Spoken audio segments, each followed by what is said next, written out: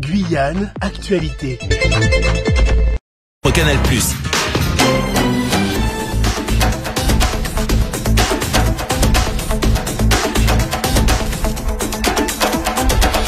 18h et place au rendez-vous de la rédaction en information de ce vendredi 20 mai 2022.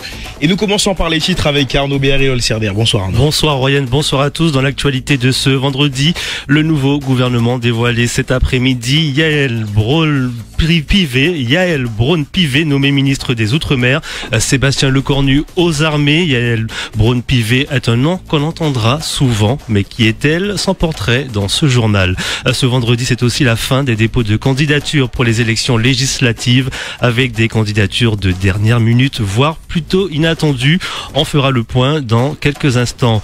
C'est aussi l'heure du bilan pour les deux députés sortants, Gabriel Serville, Lénaïque Adam, durant ces 5 dernières années. Puis dans le reste de l'actualité, une nouvelle agression au lycée Berthène Juminaire à Saint-Laurent-du-Maroni, provoquant la colère des enseignants, vous l'entendrez. Hydrogène et biocarburant, la SARA mise sur les énergies renouvelables. La raffinerie a annoncé hier en conférence de presse avoir créé un pôle destiné au développement des énergies renouvelables sur le territoire. Et puis, nos soignants ont du talent. En congrès consacré aux recherches des jeunes soignants de Guyane se tient depuis hier. Nous ferons le point avec l'un des organisateurs de cette rencontre, Loïc Epelboin. Et puis enfin, coup d'envoi du Guy Margois. C'était hier soir, ce tournoi de basket anti-Guyane. Pour le match d'ouverture, les filles de l'US Sinamari se sont inclinées face au Golden Star. On y revient en fin de journal. Voici le 18h de la rédaction de Radio Pays. Bienvenue à tous et à toutes. Et en 18h pour rappel, en diffusion sur le Facebook Live de Radio Pays. Vous le disiez en titre, une nouvelle locataire au ministère des Outre-mer. Yael Braun-Pivet succède à Sébastien Lecornu qui lui prend les rênes du ministère des Armées. La députée des Yvelines, âgée de 51 ans, dit avoir toujours voté pour le PS. Dès 2017, elle s'engage au sein du parti d'Emmanuel Macron. Puis elle est élue à l'Assemblée nationale où elle a su s'imposer. Florian Royer. Peu de temps après son élection en tant que députée, Yael Braun-Pivet est devenue présidente de la commission des lois. Un poste où il lui a fallu de la pugnacité, surtout quand elle a été prise dans la tornade de l'affaire Benalla en 2018 et 2019. Ses connaissances en droit, normal puisqu'elle est avocate, lui ont été bien utiles à ce moment-là. Elle s'était attirée les foudres des groupes d'opposition à l'Assemblée en refusant de multiplier le nombre d'auditions.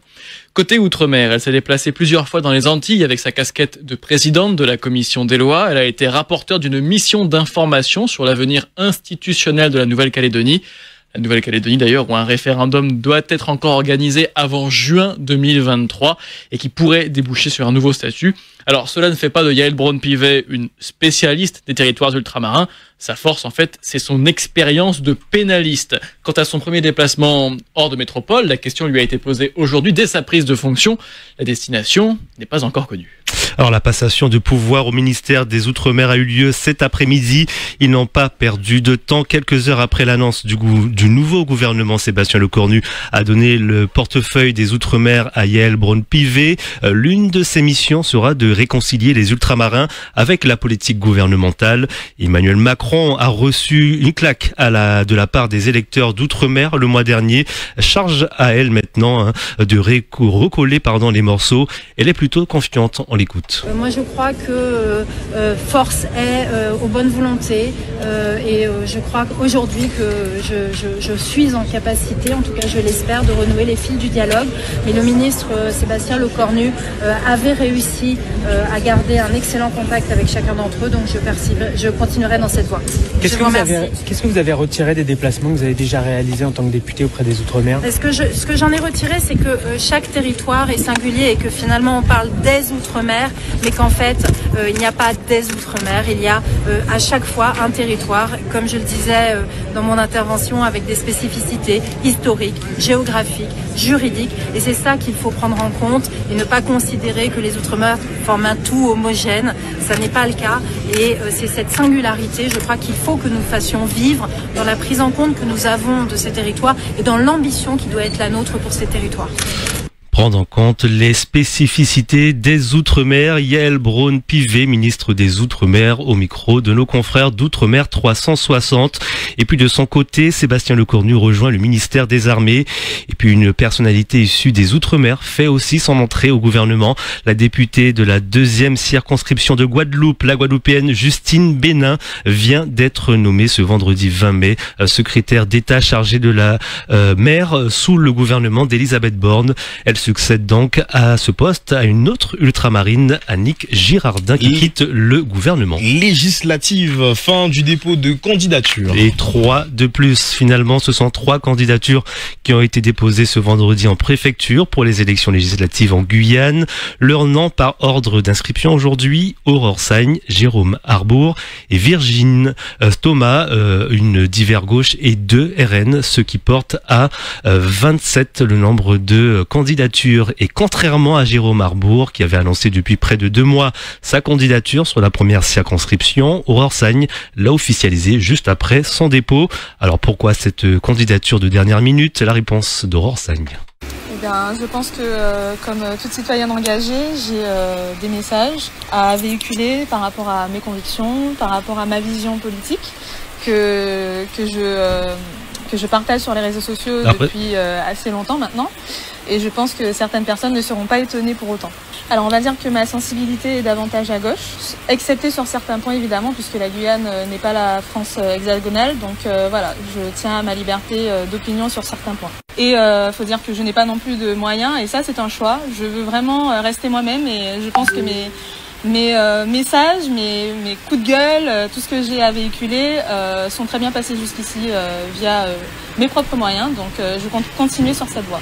Aurore Sagne, candidate dans la première circonscription. Et puis pour faire le bilan, Samir Mathieu, vous avez suivi pour Radio Pays l'essentiel des candidatures. Alors qu'est-ce qu'on peut retenir sur l'ensemble de ces dépôts de candidatures? Alors ce qu'on peut retenir, c'est le chiffre 27, le nombre de candidatures déposées cette semaine.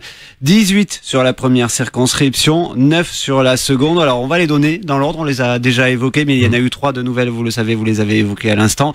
Sur la première circonscription, dans l'ordre de dépôt des candidatures, Jean-Victor Castor qui avait ouvert le bal du MDES lundi à 8h. Jessica Delard-Reynaud, elle habite Soula, elle est sur la commune de Macoria sur la seconde circonscription, mais elle se présente sur la première circonscription. Elle a déposé sa candidature également. Myrta Catier d'NFG sur la première circonscription, Emmanuel Félicin également, Boris Chongsit, Christophe Madère, Joël Prévost-Madère, Alix Madeleine, Roland Chalco-Lefebvre, Rudy Stephenson, Ivan Goua, Lynn Létard, Thibault Le Chavega, Mylène Mathieu, Philippe Bouba, Yari Contou, Aurore Sagne, Jérôme Arbour. Sur la seconde circonscription, Jérôme Arbour qui a déposé un Rassemblement National ce vendredi. Sur la seconde circonscription, la première à avoir déposé sa candidature, c'est Jenny Bunch, Debout la France. C'était également lundi matin, suivi de Jean-Philippe Delors, les Républicains, Davy Riemann, la France Insoumise, Winder Karam, le PSG, Lénaï Cadan, la République En Marche, Renaissance, soutenu aussi par NFG et par Guyane Rassemblement, et par Léon Bertrand, Manuel Jean-Baptiste, Christophe Pierre, Gillermo Jauget ou encore Virginie Thomas. Gillermo Jauget, c'était hier soir, on en a parlé bien évidemment dans nos différents rendez-vous d'information. C'est le plus jeune candidat de ces élections législative, 22 ans à peine. Et Virginie Thomas, elle, c'est une candidate qui sort également du chapeau à la dernière minute, candidate du Rassemblement National. Par contre, la spécificité de Virginie Thomas, elle n'était pas, et c'est la seule d'ailleurs de l'ensemble des candidats présente lors du dépôt de candidature. C'est son suppléant qui était présent ce soir. Alors il va falloir valider ces candidatures en préfecture. Est-ce qu'on sait à quelle date à peu près on aura une validation de la préfecture?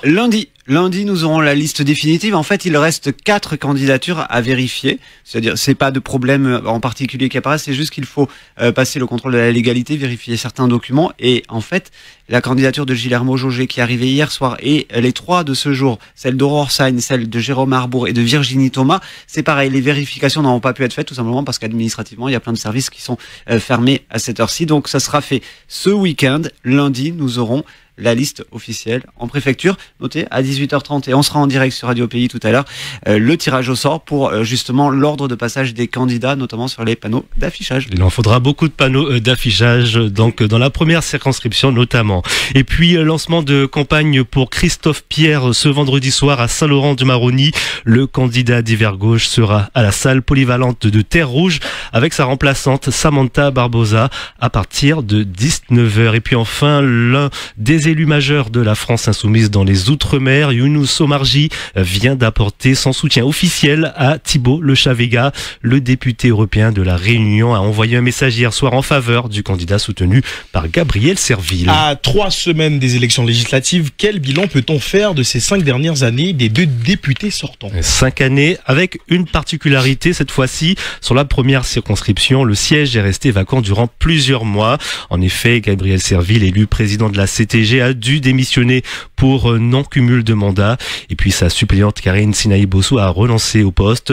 Et puis sur la seconde circonscription, le sortant, Lénaïque Adam, est candidat à sa propre succession. Alors quel est le bilan des 2 députés de la dernière mandature en Guyane? Élément de réponse d'Olivia Nestar. Selon le site nosdéputés.fr, véritable référence de l'activité des parlementaires, avec 1209 amendements proposés, Gabriel Serville fait partie des 150 députés les plus entreprenants.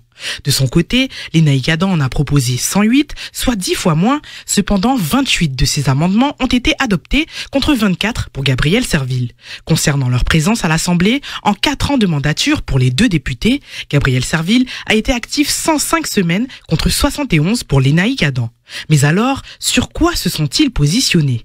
Gabriel Serville a rédigé une proposition de loi concernant l'adaptation et la simplification des normes applicables en Guyane en matière de logement et d'aménagement du territoire. Il a également été à l'origine de la résolution qui a interdit l'utilisation de cyanure dans l'industrie minière. L'ancien député a proposé la constitution de 2 commissions d'enquête parlementaires, l'une sur les potentielles mutations de professeurs pédophiles en Outre-mer et l'autre sur l'orpaillage illégal en Guyane. De son côté, le député sortant, Lénaïque Adam, a fait 2 propositions de loi. Les 2 concernent la répartition des conseillers territoriaux à la CTG, dont l'une a d'ailleurs été adoptée et porte son nom. Lénaïque Adam et Gabriel Serville se sont particulièrement illustrés lors du débat concernant la Montagne d'Or et pendant les temps forts de la pandémie de Covid, avec l'opposition de Lénaïque Adam au pass vaccinal et la proposition de Gabriel Serville d'adaptation du pass sanitaire aux réalités du territoire. Un bilan signé Olivia Nestar. Fin de la rencontre des RUP, les régions ultra-périphériques à Fort-de-France. Alors que l'appel de Fort-de-France a été lancé mardi par les présidents des différentes collectivités, dont Gabriel Serville, ce dernier, est rentré ce vendredi en Guyane après 5 jours passés en Martinique, avec un agenda à nouveau chargé et de nombreux dossiers sur la table, et une campagne aussi qui va s'intensifier. Et 2 candidats à soutenir, Thibault Lechavega sur la première, Emmanuel Jean-Baptiste sur la seconde. Radio Pays, la suite du journal, Arnaud Béhari-Lolsirder. Dans le reste de l'actualité, un homme a été blessé par balle hier soir à l'Île-et-Malon à Cayenne, peu avant 20h. Le jeune homme a été touché à la jambe gauche. Il a dû être médicalisé sur place et évacué par le SMUR sur le centre hospitalier de Cayenne.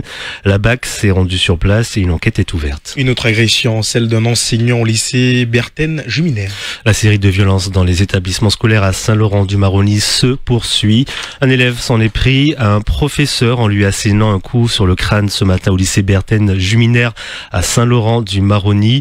L'enseignant a été évacué au CHOG et l'agresseur présumé a été interpellé par la gendarmerie. Le personnel annonce une nouvelle mobilisation ce lundi. On écoute Manuel Roussel, représentant du syndicat SNES-FSU. Ce matin au lycée, un de nos collègues a été très violemment agressé par un élève de terminale. Là actuellement il se trouve à l'hôpital avec une très grave commotion, il était inconscient pendant plusieurs minutes. Donc nous les collègues là au lycée, aujourd'hui on a débrayé parce que la situation ne permet pas de continuer à travailler d'une manière sereine.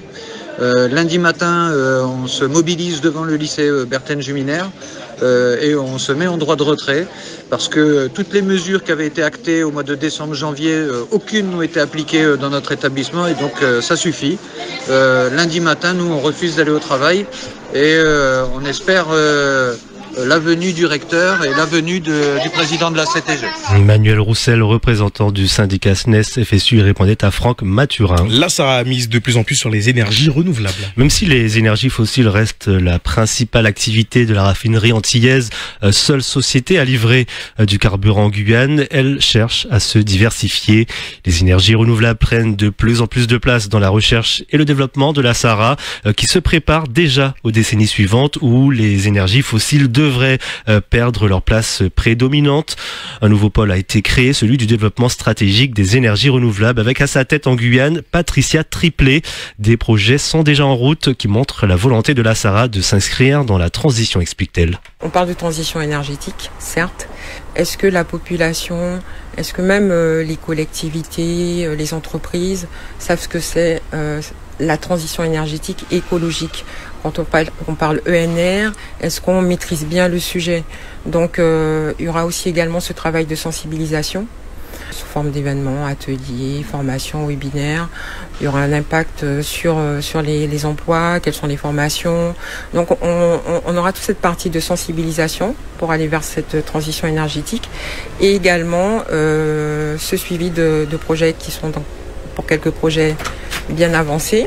Et puis bien entendu sur des projets à venir. Donc effectivement aller discuter avec des élus, échanger sur les projets énergie renouvelable. Patricia Triplet du pôle du développement stratégique des énergies renouvelables de la SARA. Plusieurs soignants de Guyane présentent leurs travaux. 2 jours hier et aujourd'hui consacrés aux recherches des jeunes soignants du territoire. Ils sont invités à les présenter devant un public dans un amphithéâtre de l'université dans le cadre du congrès Nos soignants ont du talent. Le congrès n'est pas réservé qu'aux médecins, il est ouvert à tous les personnels de santé.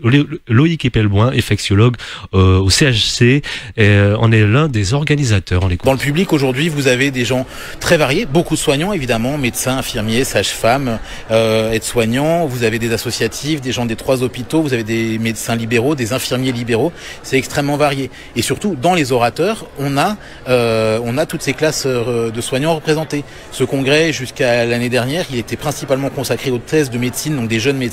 Et cette année, on l'a élargi à d'autres catégories de soignants non médecins. Et c'est pour ça que cette année, on a une dizaine d'infirmières qui présentent, 3 sages-femmes, une technicienne de labo, une pharmacienne, en plus des médecins qui présentent des travaux scientifiques qui sont réalisés. Une des particularités de ce congrès par rapport à d'autres congrès nationaux ou internationaux, c'est que nous, on laisse une large place à la discussion. Là, vous voyez, il y a 25 minutes par intervenant. On demande de faire 15 minutes de présentation et ensuite, il y a 10 minutes pour poser des questions dans la salle. Souvent, dans les congrès internationaux, il y a à peine 5 minutes, voire pas du tout de temps réservé à la discussion. Loïc Epelboin, infectiologue au CHC, il répondait à Florian Royer. Parlant de basket maintenant, défaite de l'US Sinamari face au Golden Star de la Martinique. Le coup d'envoi du Guy Margois a été lancé hier soir au palais régional omnisport Georges Théolade à Matoury. À l'affiche, les Guyanaises de l'US Sinamari et le Golden Star, les championnes en titre, perdent leur premier match face aux Martiniquaises qui, en moins de 2 minutes, ont su prendre le dessus. Score final 38-43. Un bon travail d'équipe, reconnaît Kathleen Alger. Elle est coach du Golden Star. Ouais, c'était difficile. Elles ont un gros public derrière elles, elles ont beaucoup d'expérience. Nous, c'est la première fois qu'on arrive à ce stade-là depuis bien des années. Donc ça a été dur, mais mes filles se sont battues jusqu'au bout. On a réussi à prendre un petit écart qu'on a su conserver. Et après, derrière, on garde. Et les filles font un gros travail d'abnégation. On joue ensemble, on travaille ensemble, on bosse ensemble. On bosse l'une pour les autres, que ça donne ça. En plus, on est le département français qui a gardé le couvre-feu le plus longtemps cette année. Donc c'était super chaud, mais j'ai des filles exceptionnelles. Elles ont accepté de reprendre le taf. On bosse depuis 2 ans pour pas grand chose et là franchement il faut respecter ce qu'elles ont fait quoi. Demain face à la Guadeloupe, vous connaissez l'équipe? Pas du tout, on va faire comme ce soir, on va tout donner et puis on verra ce que ça va donner. Kathleen Alger, entraîneur du Golden Star, et puis pour Xavier Briquet, entraîneur de l'US Sinamari, il y a des regrets, un trop grand nombre d'erreurs, on l'écoute. On loupe le plus facile, les lancers francs et les tirs en course, ça se voit, on va seul, on loupe, on est seul sur la ligne des lancers francs, on loupe, donc du coup, on a qu'à s'en prendre à nous-mêmes. Il faut aussi leur donner du crédit, c'est vrai que quand on regarde notre championnat, où on a 2 équipes, on a 4 matchs sur une saison, quand je regarde ce qu'on fait, on n'est quand même pas ridicule. Face à quand même une bonne équipe de Golden Star où ça tourne bien et il y a du banc. Donc je trouve qu'on n'est pas ridicule. Après, bon, je pense que la fatigue d'une saison qui n'est pas du tout complète est arrivée à ce moment-là. Prochain match contre la Guadeloupe, vous connaissez l'équipe? On a vu. Après, de toute façon, il nous restera demain pour voir un petit peu comment ça joue. On verra à partir de demain comment on va pouvoir attaquer. Des réactions recueillies par Gilles Vernet. Puis les Martiniquaises rencontrent ce soir la MJC des Abîmes. Et puis après une écrasante victoire face à la Gauloise de Trinité 107-58 hier soir, les Guadeloupéens de l'Étoile de l'Ouest, EDO, champion en titre, rencontrent ce soir l'ASC Tours, demi-finaliste en Coupe de France. Et pour rappel, le Guy Margois est en retransmission en direct sur Radio Pays, que ce soit sur le Facebook Live ou en radio. Rendez-vous ce soir dès 19h pour le match des filles jusqu'au match des garçons. Et on termine ce journal avec des remerciements. Guyane Automobile Ponce Play et remercie les pompiers. La directrice du groupe Myriam Jacques et ses cadres se sont rendus ce vendredi matin à la caserne de Cayenne et ont apporté le petit déjeuner aux soldats du feu. Myriam Jacques a tenu à faire ce geste pour remercier des femmes et des hommes qui, par leur temps donné au service des autres, ont permis de sauver de nombreux emplois. En effet, et le capitaine Mackenzie, chef du centre de secours de Cayenne, l'a confirmé. À 5 minutes après, l'incendie aurait pris une telle ampleur qu'il aurait détruit entièrement la concession automobile et les bâtiments alentours. Cette réactivité a permis de sauver le maximum, même si des dégâts conséquents entraînent encore une baisse d'activité. En revanche, le travail a repris pour l'ensemble des salariés répartis sur plusieurs sites. Retrouvez le Facebook Live de Radio Pays, tourné ce matin à la caserne sur notre page Facebook. Outremernews.fr, le site de l'actualité Outre-mer, 24 heures sur 24 et 7 jours sur 7. Retrouvez la chaîne Outremer News sur YouTube.